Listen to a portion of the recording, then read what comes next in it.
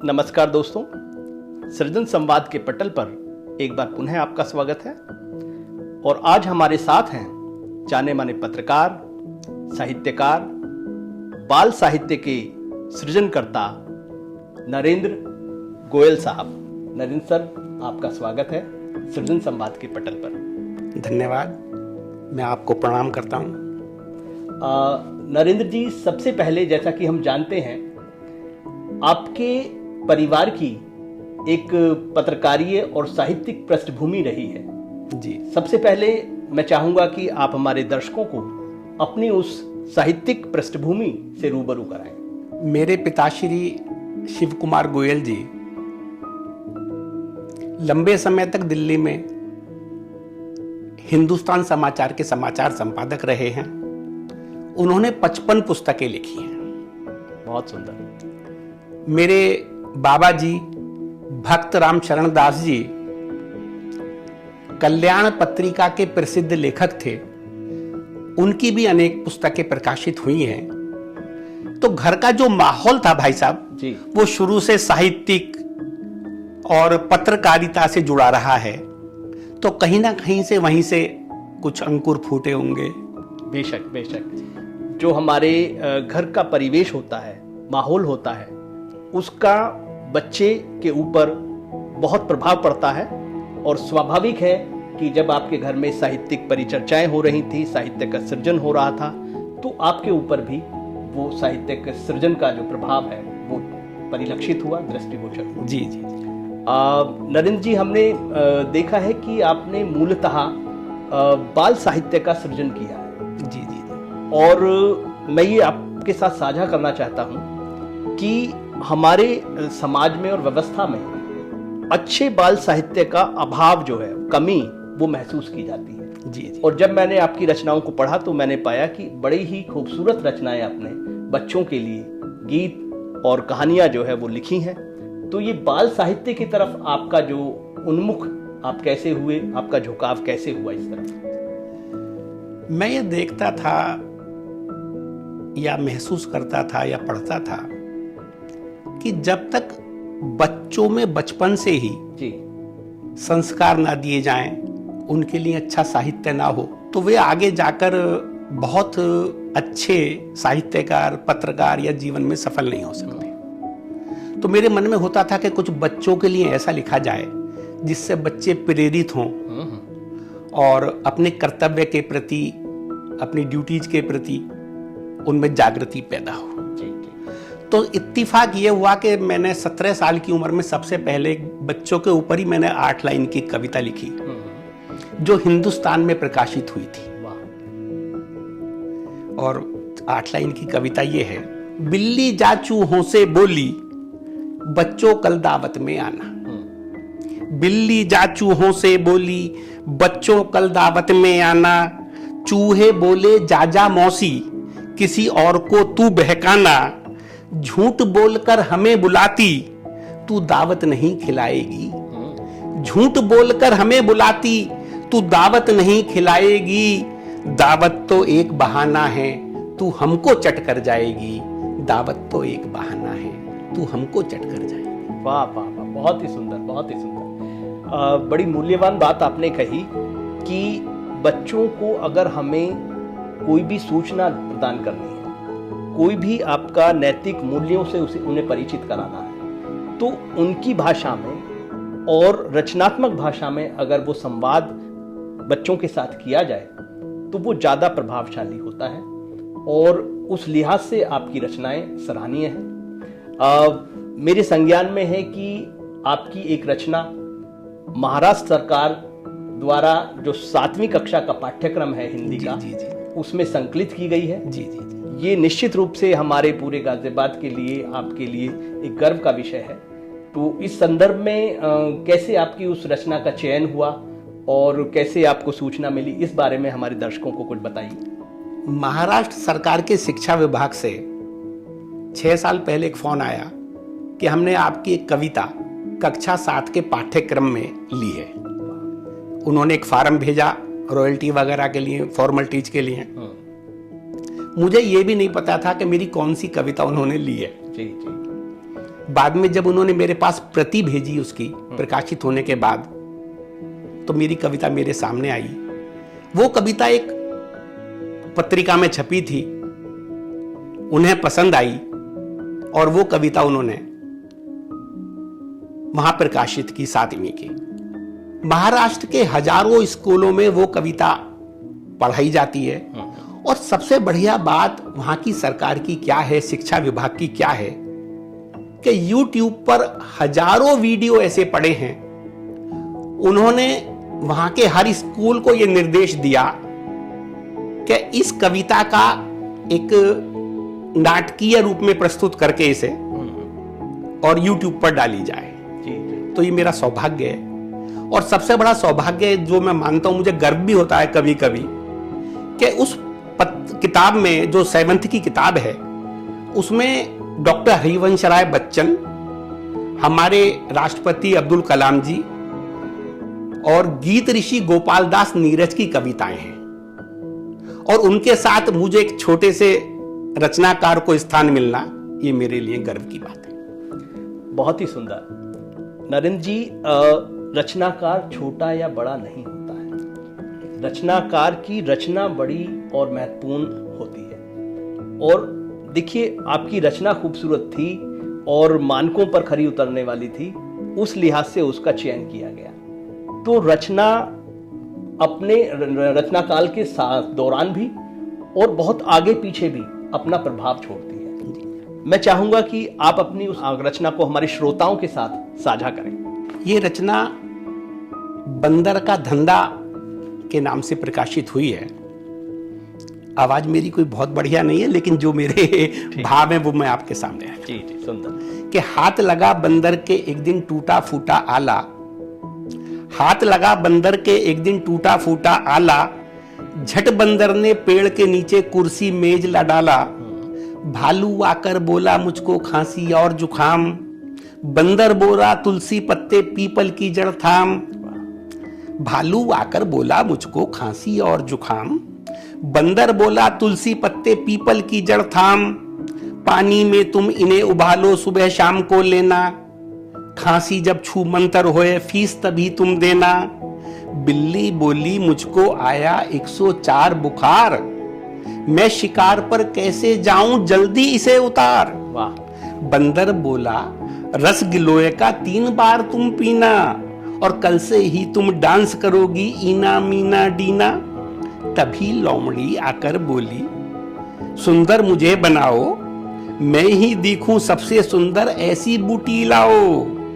बंदर बोला घी कवार तुम दोनों समय लगाओ, चमकेगा कुंदन सा चेहरा फीस मुझे दे जाओ।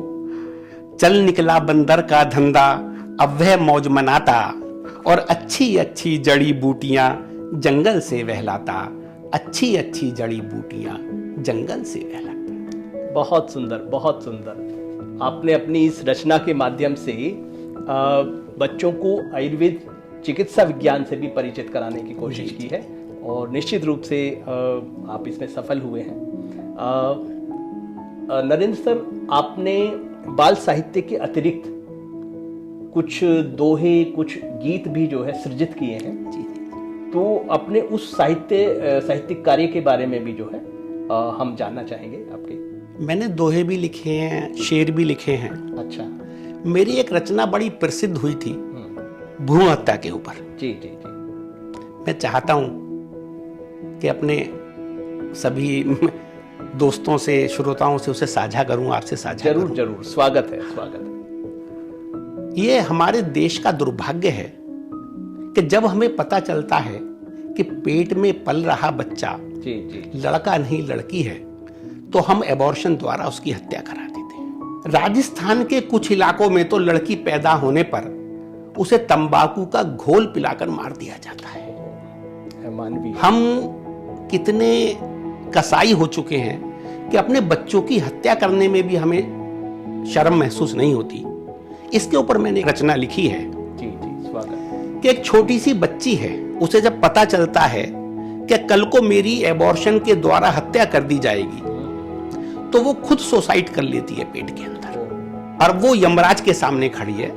यमराज और उस छोटी सी बच्ची के प्रश्न और उत्तर देखिएगा। यमलोक में यमराज महाराज सिंहासन पर विराजमान थे, उनके चारों तरफ राजसी ठाट बाट थे। उनके मुनीम चित्रगुप्त हर आने जाने वाली आत्मा का लेखा जोखा बता रहे थे और सामने से दो यमदूत एक नन्ही सी बच्ची को पकड़ कर ला रहे थे। चित्रगुप्त ने उस नन्ही सी बच्ची की पेशी यमराज के सामने कर दी। चित्रगुप्त ने उस नन्ही सी बच्ची की पेशी यमराज के सामने कर दी और बोले, महाराज इसे संभालो, इसने पैदा होने से पहले ही अपनी मां के पेट में आत्महत्या करके यमलोक के नियमों की ऐसी तैसी कर दी। चित्रगुप्त की बात सुनकर यमराज ने ऊपर से नीचे तक उस बच्ची को देखा, घूरा और बोले, बेटे। चित्रगुप्त की बात सुनकर यमराज ने उस बच्ची को घूरा, देखा और बोले, बेटे, मैंने तो तुझे उस पवित्र सस्य श्यामला भारत भूमि पर भेजा था। मैंने तो तुझे उस पवित्र सस्य श्यामला भारत भूमि पर भेजा था जिसे सीता, मीरा और राधा जैसी देवियों ने अपने हाथों से सहेजा था। यत्र नार्यस्तु पूजन्ते रमन्ते तत्र देवता, अर्थात जहां नारी की पूजा होती है वहां देवता निवास करते हैं। ये पवित्र सूत्र भी इसी भारत भूमि ने दिया है और ऐसी भूमि पर पैदा होने से पहले ही तैने आत्महत्या कर ली। जरूर तैने कोई बड़ा विष पिया है, जरूर तैने कोई बड़ा विष पिया है। अब छोटी सी बच्ची क्या जवाब देती है यमराज को कि महाराज, कल मेरी होने वाली माँ और दादी ने प्लान बनाया था। देखिए साहब, औरत ही औरत की दुश्मन है। छोटी सी बच्ची यमराज के सामने कि महाराज, कल मेरी होने वाली माँ और दादी ने प्लान बनाया था जिसको सुनकर मेरे अंदर नफरत का जहर भराया था कि वे कल अस्पताल में जाकर ये सब टेस्ट कराएंगे। हुआ लड़का तो ठीक, हुई लड़की तो उसकी हत्या करवाएंगे। कि वे कल अस्पताल में जाकर ये सब टेस्ट कराएंगे, हुआ लड़का तो ठीक, हुई लड़की तो उसकी हत्या करवाएंगे। हत्या की सुनकर बात मेरा नन्हा कोमल मन कांप गया। हत्या की सुनकर बात मेरा नन्हा कोमल मन कांप गया।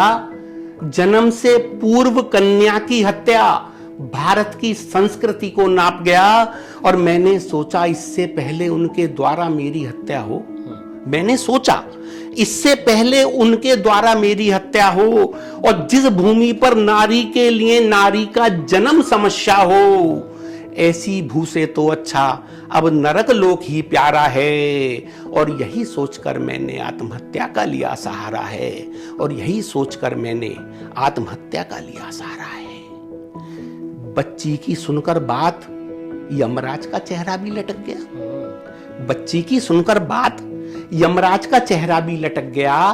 बोले, वहां भेज दूं तुझको जो बेटी को तरस गया। जिनके बेटी नहीं होती वो जानते हैं बेटियों की क्या कीमत होती है। बिल्कुल, वो तरसते हैं बेटियों के लिए। कि बच्ची की सुनकर बात यमराज का चेहरा भी लटक गया। बोले, वहां भेज दूं तुझको जो बेटी को तरस गया। यह सुनकर भी बच्ची ने सर इंकार में हिला दिया। बोली, तब क्या होगा यदि किसी दहेज लोभी ने मुझको जला दिया। यह सुनकर भी बच्ची ने सर इंकार में हिला दिया। बोली, तब क्या होगा यदि किसी दहेज लोभी ने मुझको जला दिया, और या फिर किसी प्रपंची ने तंदूर में मुझको भून दिया, और या फिर किसी राक्षस ने कोठे पर मजबूर किया। अरे ऐसी भू से तो अच्छा अब नरक लोक में ही रहना है। अरे ऐसी भूमि से तो अच्छा अब नरक लोक में ही रहना है। और ये सीता राधा की भूमि है, अब तुम्हें किसी से नहीं कहना है। ये सीता राधा की भूमि है, अब तुम्हें किसी से नहीं कहना है। बहुत ही मार्मिक रचना आपने सुनाई और मैं अपने सवाल भूल गया। नरेंद्र जी, अभी आपने जो बच्चियां हैं या आपका स्त्रियां हैं, उनके प्रति समाज की जो एक सोच है, पूर्वाग्रहों से ग्रसित सोच है, उसका एक दृष्टांत जो है अपनी इस कविता के माध्यम से प्रस्तुत किया। जी जी। लेकिन मैं थोड़ा सा देख पा रहा हूं कि समाज में अब कुछ बदलाव भी जो है दिखाई दे रहा है। तो उस बदलाव को आप किस तरह से देख पा रहे हैं, एक साहित्यकार के नजरिए से भी और एक पत्रकार के नजरिए से? बदलाव आया है। अब बिटिया, जी। लड़कियां जी हवाई जहाज भी उड़ा रही हैं, सेना में भी भर्ती हैं, जी, और हर क्षेत्र में उन्होंने बागडोर संभाली हुई है। बेशक। लोगों की सोच में तो अंतर आया है, लेकिन अभी भी बहुत सारे क्षेत्र ऐसे हैं जी कि जब हम उन्हें बहुत सारे विषयों में असमर्थ पाते हैं या ये सोचते हैं कि भाई ये तो लड़की है, ये काम कैसे कर पाएगी, जी जी, तो मन को पीड़ा होती है। बेशक बेशक। समाज की जो सामूहिक सोच है उसको बदलने में काफ़ी समय लगता है, और जो अलग अलग आपका क्षेत्र है, विकास की जिस अवस्था में वो है, वहाँ भी आपका परिवर्तन जो है उस तरीके से धीरे धीरे आता है। तो आप 3 दशकों तक आपने पत्रकारिता की है। आप समाज में आ रहे तमाम तरह के बदलावों के साक्षी हैं। मैं जानना चाहूँगा कि जो हमारा समाज है वो किस दिशा में आप जा रहा है, वो उसका जो नैतिक विकास की यात्रा है उसको आप किस तरह से देख रहे हैं? देखिए, ऐसा है,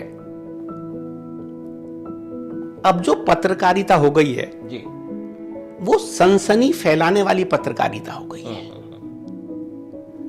चैनलों में एक होड़ है कि सबसे पहले हम अपना समाचार रिलीज कर दें, जी जी जी, बिना तथ्यों को जाने आप किसी के चरित्र पर कैसे आरोप लगा सकते हैं। जी जी जी, तो हुआ क्या है, साहित्य का लेखन हो, कविताओं का लेखन हो या पत्रकारिता हो, जी जी, लेखनी जब हमारी चले, लेखनी जो है वो समाज को दिशा देने वाली होनी चाहिए। जी, जी। हमारा लेखन समाज का मार्गदर्शन करे, ना कि सनसनी फैलाए या लोगों का चरित्र हरण करे। तो इस मामले में थोड़ा मीडिया का जो इस समय बर्ताव है, जी, कई बार क्या होता है कि आपने किसी के चरित्र के बारे में कुछ भी दिखा दिया, होड़ में जल्दी दिखा दिया बिना तथ्य जाने, और बाद में पता पड़ा उसका तो कोई दोष ही नहीं था। तो किसी को हम सकारात्मक संदेश दें, हमारी लेखनी समाज में रोशनी फैलाए, जी। ना कि गंदगी फैलाए। नरेंद्र सर, जैसा कि हम जानते हैं आप पिछले 3 दशकों से पत्रकारिता से जुड़े रहे हैं, विभिन्न समाचार पत्रों के संवाददाता रहे हैं। इन 3 दशकों के दौरान आपने पत्रकारिता के बदलते हुए स्वरूप को देखा है, तो उस बदलते हुए स्वरूप के बारे में आप क्या कहना चाहेंगे? देखिए, पत्रकारिता का जो ढंग है वो बहुत बदल चुका है। जी, पहले गिने चुने पत्रकार होते थे, हाथ में डायरी है, पेन है और एक कैमरा है, जी, पता पड़ती थी भाई ये पत्रकार आए कार्यक्रम कवरेज करने के लिए। लेकिन आज हर बंदा पत्रकार है, जी, जी, जिसके हाथ में भी मोबाइल है। सोशल मीडिया भी एक पत्रकारिता का ही रूप है। बेशक बेशक। कहीं कोई घटना घटी, हर आदमी के हाथ में मोबाइल है, उसने शूटिंग शुरू कर दी, रिकॉर्ड कर ली। जी, तो चेंज तो बहुत आया है पत्रकारिता के मामले में। और इसका सबसे बड़ा जो फायदा मिला है कि कहीं कोई एक्सीडेंट हो रहा है, कहीं कोई लूट हो रही है, कोई भी क्राइम हो रहा है, तो बहुत जल्दी उसके लिए सबूत इकट्ठे हो जाते हैं, बात ऊपर तक पहुंचती है, अधिकारियों तक पहुंचती है, मंत्रालयों तक पहुंचती है। जी, जी, तो दायरा तो बढ़ा है, जी, पकड़ बढ़ी है, इसमें तो दो राय नहीं है। तो पत्रकारिता ने वो मुकाम हासिल किया है कि आज छोटे से कस्बे में भी घटी कोई भी घटना तुरंत प्रधानमंत्री निवास तक, मुख्यमंत्री तक या बड़े बड़े अधिकारियों तक पहुंच जाती है। जी, जी। तो एक ये हमारी उपलब्धि। तो जैसा आपने बताया कि तकनीक के विकास के साथ इलेक्ट्रॉनिक मीडिया और अब सोशल मीडिया के माध्यम से सूचना पब्लिक एट लार्ज तक बहुत तेजी से जो है समाचार और सूचना जो है पहुंच जाता है। लेकिन नरेंद्र सर, कई बार देखने में ये आता है कि जो सूचना शेयर की जाती है या समाचार शेयर किया जाता है वो कई बार प्रामाणिक नहीं होता, और उससे जो तथ्य तेजी से बता दिए जाते हैं वो उतना प्रामाणिक नहीं होते। बाद में मालूम चलता है कि भाई ये तो जो है अलग तथ्य जो है इस खबर के साथ शेयर कर दिए गए। तो कई बार ऐसा होता है कि किसी व्यक्ति के बारे में कोई आरोप प्रत्यारोप अगर लगा दिया जाता है तो उससे उसकी जो छवि धूमिल होती है, जो उसकी मानहानि होती है, कई बार उसकी क्षतिपूर्ति करना बड़ा मुश्किल हो जाता है। तो इस संदर्भ में आप क्या कहना चाहेंगे? नहीं, बिल्कुल आपका जो ये प्रश्न है ना, ये ज्वलंत प्रश्न है आज की तारीख में। कोई भी वीडियो डालने से पहले, समाचार रिलीज करने से पहले हमें उसके तथ्यों की जानकारी करनी चाहिए। मैं एक छोटी सी घटना बताता हूं आपको। हमारे पिलखुआ में एक किसी की पुत्र वधू जलकर मर गई। तो उसमें उसके 90 वर्षीय ससुर का नाम भी उसके पीहर के लोगों ने लिखवा दिया, आरोपितों में आरोपी बना दिया। उसके 90 साल का वो ससुर जिसके बस की खाट से उठना नहीं था, उसे जेल जाना पड़ा और मीडिया ने भी उसे, वो टीचर थे, उन्हें बदनाम कर दिया। जब वो जेल से छूट कर आए तो उन्होंने एक पत्र लिखा और सुसाइड कर लिया। बोले मीडिया ने मुझे इतना बदनाम कर दिया है समाचार जल्दी देने की होड़ में कि मैं अब जिंदा रहने की स्थिति में नहीं हूं, पहले आकर मेरी स्थिति तो देखते। तो ये बड़ा दुखद है। हमें कोई भी समाचार देने से पहले उसके तथ्यों की जानकारी करनी चाहिए, प्रामाणिकता की जानकारी करनी चाहिए, क्योंकि किसी का एक बार जो चरित्र खराब कर दिया जाता है मीडिया द्वारा, वो लौट कर नहीं आता, उसकी क्षतिपूर्ति नहीं होती।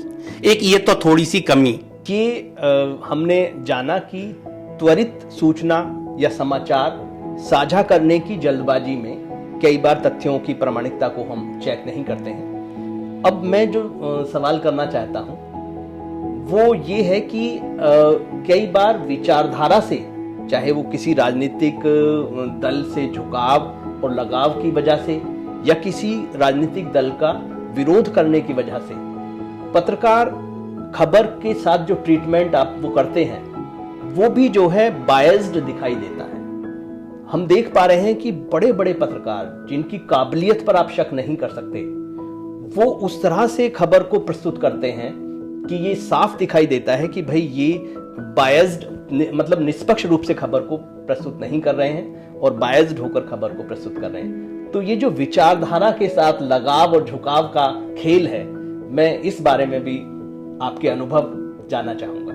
नहीं, देखिए, पत्रकारिता तो निष्पक्ष होनी चाहिए। जी जी जी। कारण है, आपका लिखा हुआ एक एक शब्द वो समाज के जो एक छोटा सा पाठक है ना, उस तक पहुंचता है जी, दर्शक तक पहुंचता है। जो आप बोल रहे हो, समाचार में पढ़ रहे हो, लिख रहे हो, तो ये जो है किसी की व्यक्तिगत विचारधारा से प्रभावित नहीं होना चाहिए पत्रकार की जी।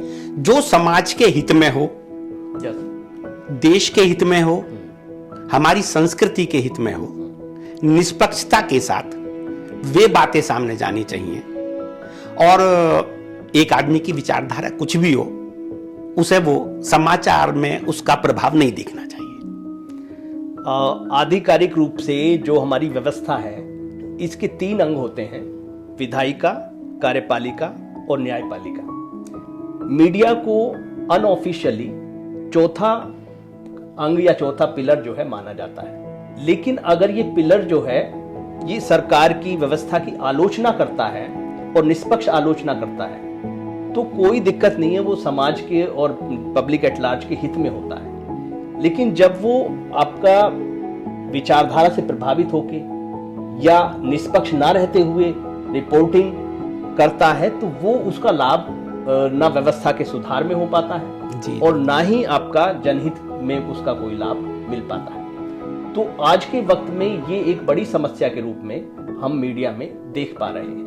तो इस कमी को दूर करने के लिए आप क्या सुझाव देना चाहेंगे?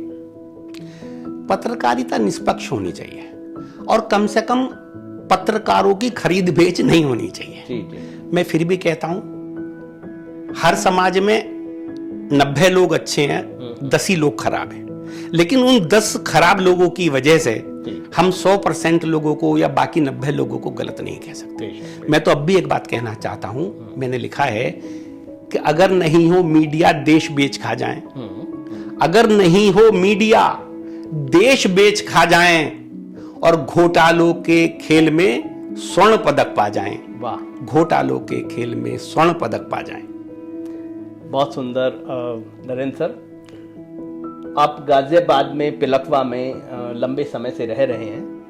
पिलखवा की जो भूमि है बड़ी जरखेज है, साहित्यिक नज़रिए से भी और पत्रकारिता के विकास के नज़रिए से भी। तो मैं चाहूँगा कि आप अपने पिलखवा के ऐसे साहित्यकारों और पत्रकारों से हमारे दर्शकों को रूबरू कराएं जिन्होंने पिलखवा के मान सम्मान को देश भर में स्थापित किया है। पत्रकारिता की दृष्टि से मेरे पिताश्री शिव कुमार गोयल जी हिंदुस्तान समाचार में उन्होंने लगभग 30 वर्षों तक कार्य किया, 55 पुस्तकें लिखी।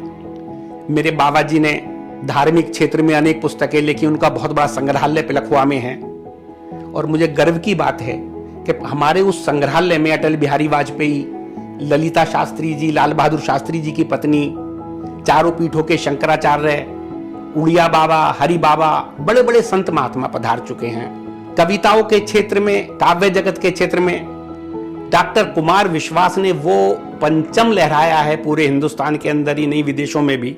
उनकी वजह से, उनके मैनेजमेंट की वजह से, उनके प्रयासों से कवियों को आर्थिक रूप से भी बहुत बड़ा उसका फायदा मिला है और मंचों पर उनका साहित्य में सम्मान होता है। इसी प्रकार हास्य के बहुत बड़े कवि डॉक्टर प्रवीण शुक्ल, डॉक्टर वागीश दिनकर, ये भी हमारे पिलखवा की शान है। इन्होंने पिलखवा को गौरवान्वित किया है। बहुत सुंदर।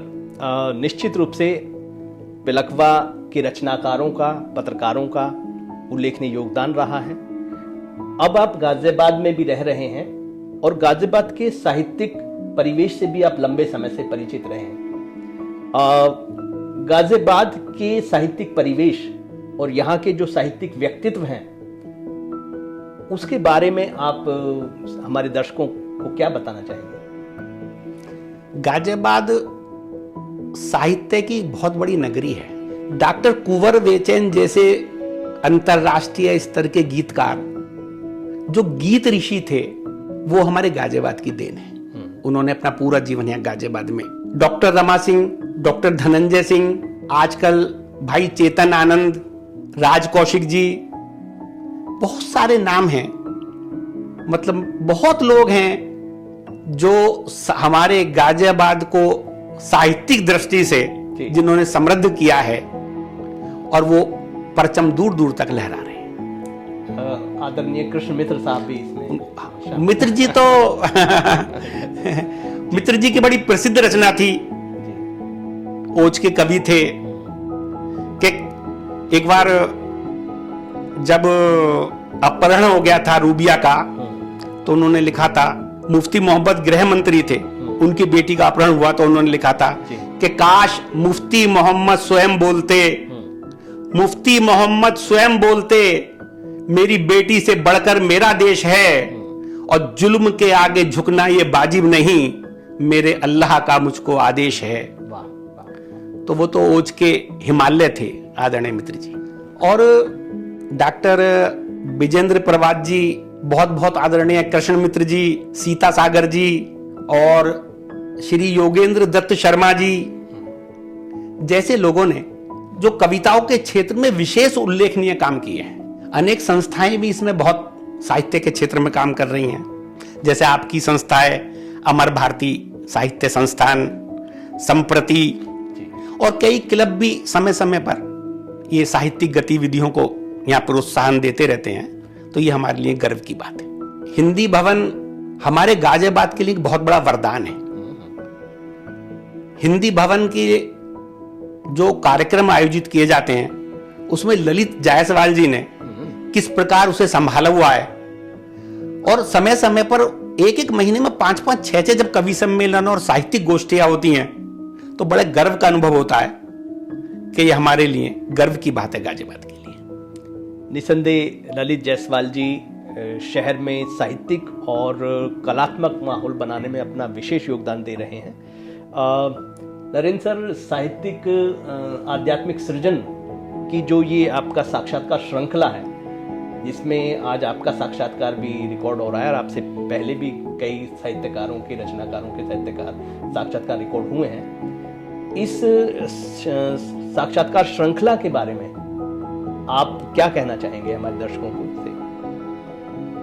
भाई साहब, आदरणीय हमारे प्यारे भैया विपिन त्यागी जी और आप प्रवीण जी, आप ऑल इन वन है। मतलब मेरी बात को अन्यथा मत लीजिएगा। मैं देखता हूं आप लोग साहित्य के लिए काम कर रहे हैं, आप सनातन के लिए काम कर रहे हैं, आप हिंदुस्तान की संस्कृति के लिए काम कर रहे हैं, आप लोग हरियाली के लिए काम कर रहे हैं। तो मैं तो आप जैसा होना चाहता हूं। मैं चाहता हूं कि मैं भी आप जैसा हो जाऊं। तो मैं तो इतना प्रभावित हूं, जो भी हमारी ये आध्यात्मिक सृजन जो भी हम लोगों ने बनाया हुआ है, जी जी, तो ये तो प्रेरणादायक है। मैं दिल से एक बात कह रहा हूं कि मुझे बड़ी खुशी होती है और पॉजिटिव एनर्जी मिलती है, सकारात्मक ऊर्जा मिलती है जब मैं वीडियो वगैरह यूट्यूब पर इस संस्थान की देखता हूं, तो मुझे बड़ी खुशी होती है। दोस्तों, हम लोग बात कर रहे थे जाने माने पत्रकार, साहित्यकार श्री नरेंद्र गोयल जी से। नरेंद्र जी, मैं आपसे निवेदन करूंगा कि आप हमारे दर्शकों को अपने कुछ दोहे भी जो है वो सुनाएं। समाज की विसंगतियों को लेकर या जो पीड़ाएं होती हैं, कष्ट होते हैं, उनको लेकर दो चार दोहे, दो चार शेर कि 4 पैसे क्या हुए, भूल गए व्यवहार। 4 पैसे क्या हुए, भूल गए व्यवहार, और सारे रिश्तेदार अब लगने लगे गवार। क्या बात। 4 पैसे क्या हुए, भूल गए व्यवहार, सारे रिश्तेदार अब लगने लगे गवार, और गिरवी रखा जमीन को। देखिए पीड़ा, देखिए आप कि गिरवी रखा जमीन को, बच्चे दिए पढ़ाए। गिरवी रखा जमीन को, बच्चे दिए पढ़ाए, और इतने काबिल हो गए मिलने तक ना आए। क्या बात। इतने काबिल हो गए मिलने तक ना आए। और अंतिम पंक्तियां कि बेटी है ससुराल में। विडंबना देखिए, 1-1, 2-2 बच्चे हैं और विदेशों में सेटल हो गए हैं, और यहाँ माता पिता अकेले जीवन व्यतीत कर रहे हैं। कि बेटी है ससुराल में, बेटा गया विदेश। बेटी है ससुराल में, बेटा गया विदेश। हम घर में ऐसे रहें जैसे हों अवशेष। हम घर में ऐसे रहें जैसे हों अवशेष। वर्तमान परिवेश का बड़ा सटीक चित्रण आपने अपने इन पंक्तियों के माध्यम से किया है। दोस्तों, अपने नए मेहमान के साथ हम सृजन संवाद के नए एपिसोड में फिर से मिलेंगे। तब तक के लिए आपका बहुत बहुत धन्यवाद। नमस्कार।